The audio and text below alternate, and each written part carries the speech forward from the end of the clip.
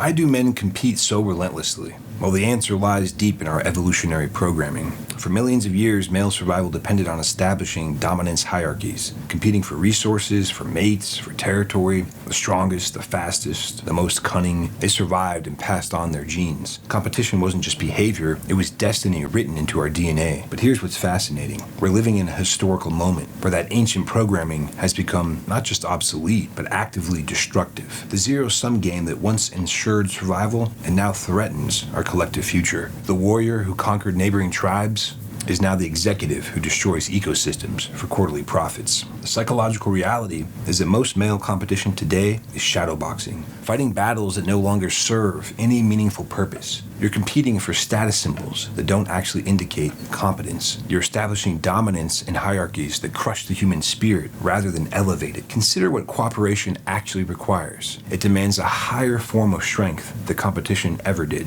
To cooperate authentically, you must be secure enough in yourself to let others shine. You must be wise enough to recognize that another's success can enhance rather than threaten your own. This isn't weakness, it's evolution. The great challenges facing humanity, inequality, technological disruption, wars and unrest, ecological destruction, these cannot be solved by lone warriors. They require collective intelligence, collaborative innovation, shared wisdom. The hero's journey of the 21st century isn't about conquering others. It's about integrating with others. But this transition isn't easy. The competitive mind whispers constantly, if you're not winning, you're losing. If you're not dominating, you're being dominated. This is the ego talking. That fragile construct that must constantly prove its worth through comparison and conquest. True cooperation requires humility, not the false humility of self-deprecation, but the genuine humility that comes from recognizing your own limitations. The ego wants to be the smartest person in the room, and humility knows that wisdom emerges from the collective. The ego hoards credit, humility shares it freely, understanding that when we all rise, we all benefit. The mature masculine understands that true strength lies in lifting others up, not putting them down,